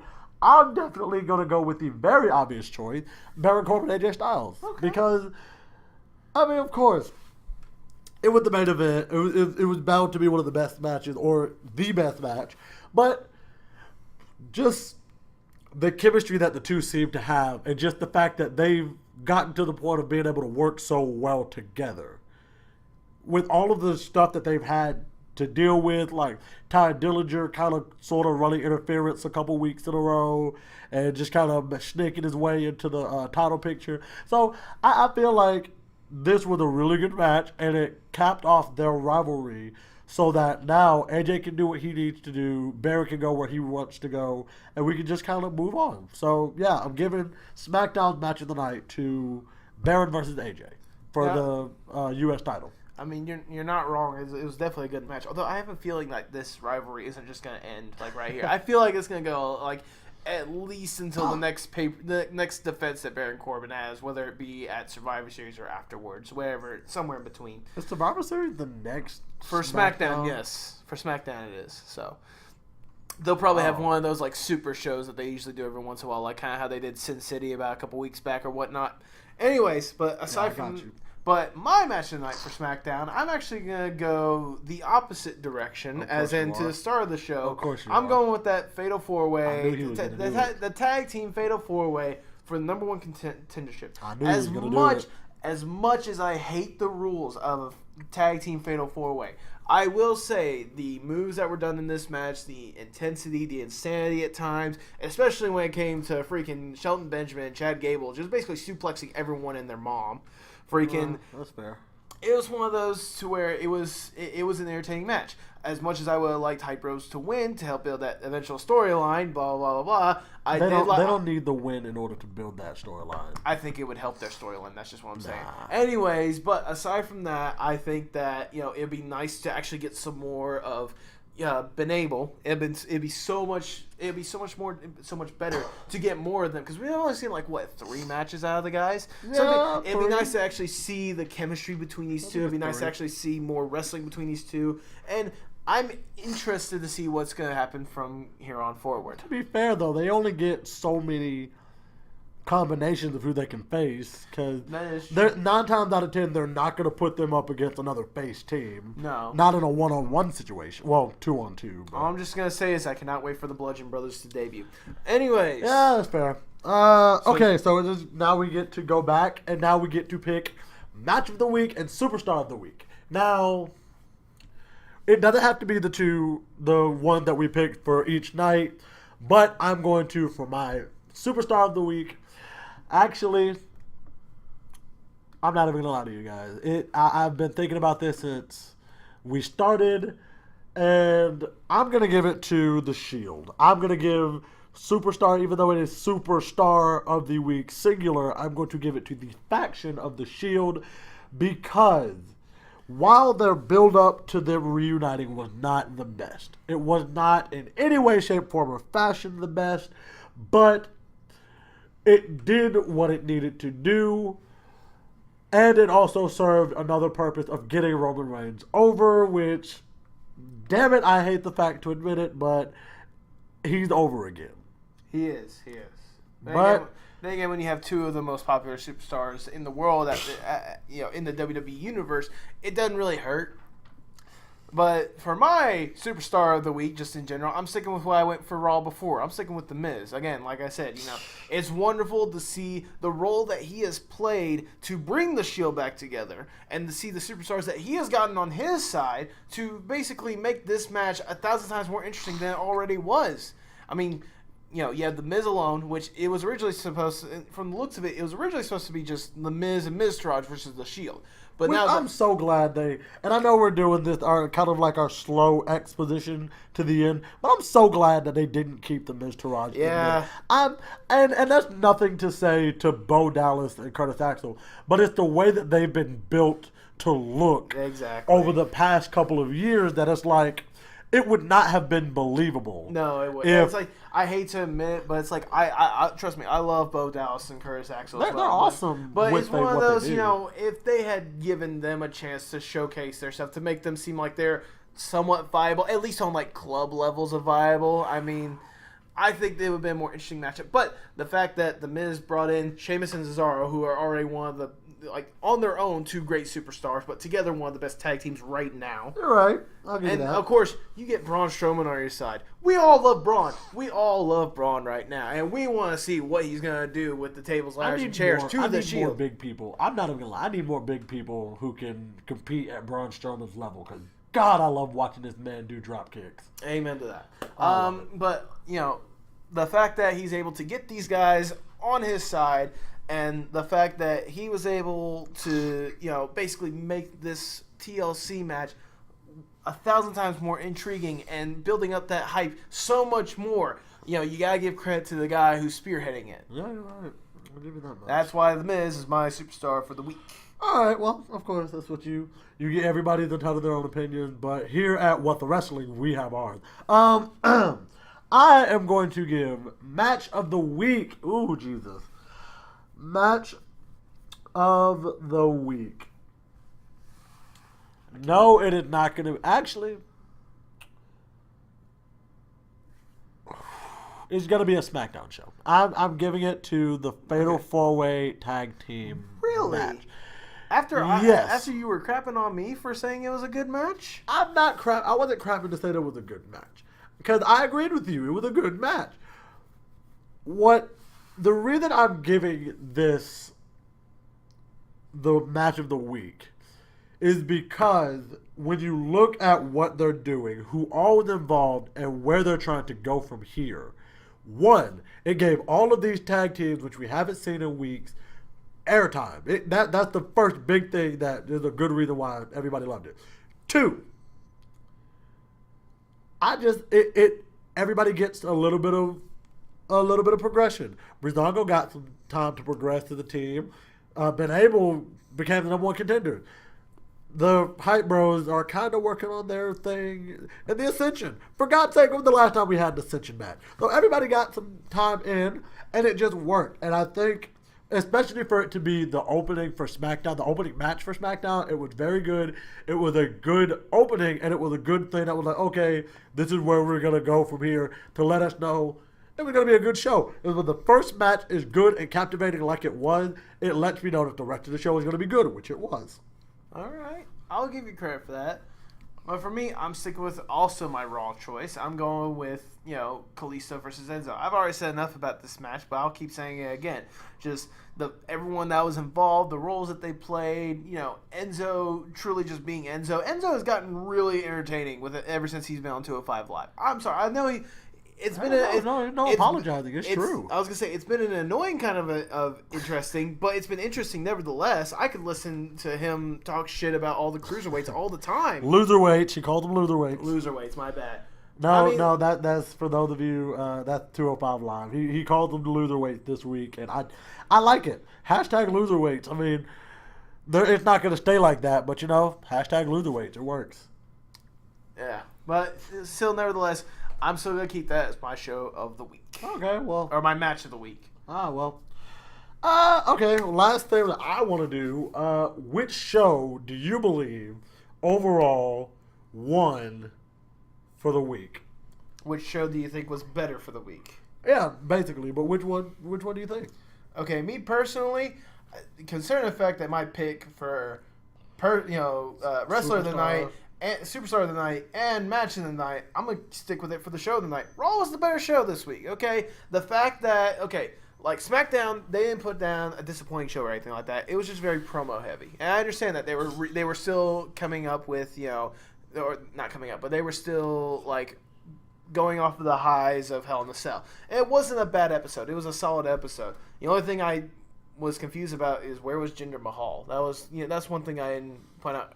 Earlier. You have a champion, show him up somehow. Like even if it's in that match with like Rusev or whatnot. Anyways, but They're giving him the Brock Lesnar treatment. oh no, not the Brock Lesnar treatment. Yep. But Raw this week, I mean, most of the matches that were on there were really entertaining. They really progressed a lot of stories.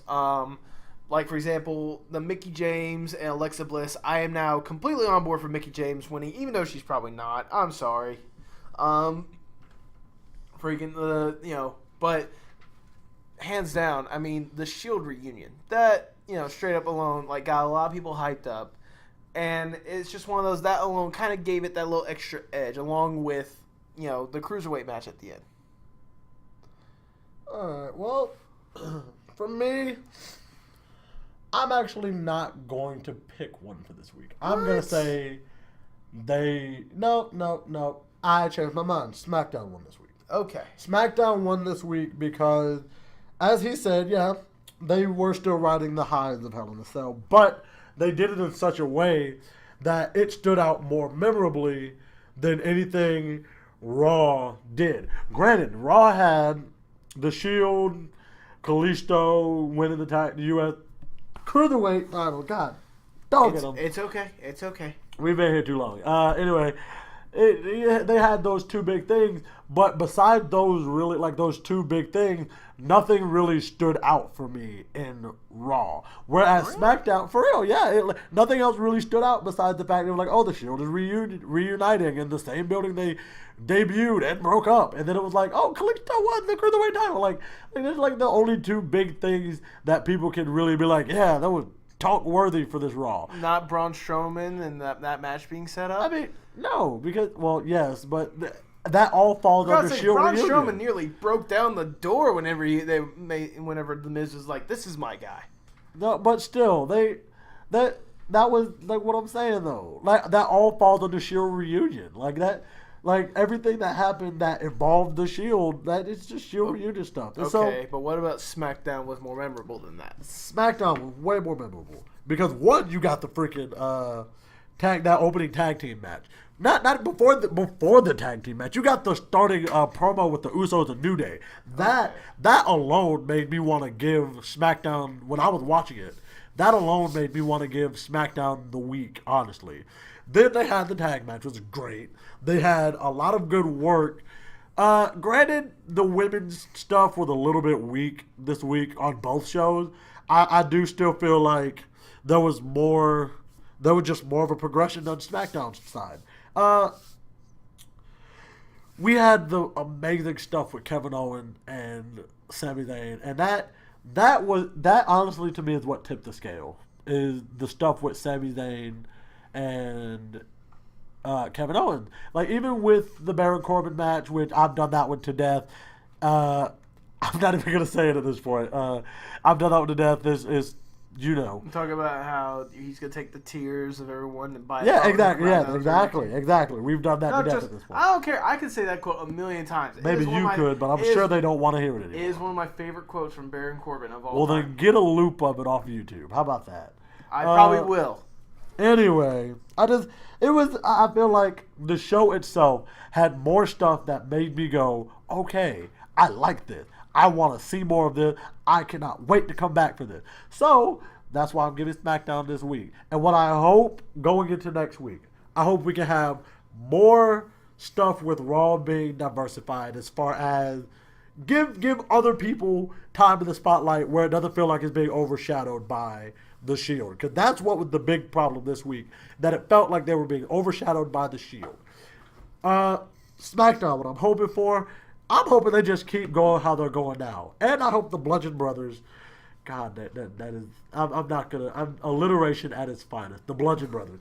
I hope they get a debut soon. If not, I hope they come out strong too. I don't want them to just come out and be. They're probably going to come out against the Ascension or Breezango. It's probably going to happen. But either way, maybe they're the reason the Hype Bros will split up. Ooh. Oh, get out with that crap. Anyway, no. Anyway, yeah, I think it's time for us to wrap this one up, you guys. That has been our first edition of What the Wrestling Podcast. If you guys enjoyed it, if you guys that are on YouTube that are listening to this, give us a thumbs up down below. Also, comment what was your favorite part of this week, your superstar of the week, your match of the week. And share this with everybody you know, because sharing is truly caring. And if you're hearing this on any of our podcasting networks, which I don't know at the time of recording what will be. We're going to do that after we get done recording. But if you guys enjoyed it, please go ahead and subscribe to our podcast. We will do another one every week. Probably won't be as long as this one, but it's our first one. What are you going to do? Thank you guys for listening. Thank you guys for enjoying it. Give us a little bit more of your time. We will see you guys later. I've been Jay Sean. I have been Nathan. And we will see you guys later. Holla at you. Hasta luego, mi amigos.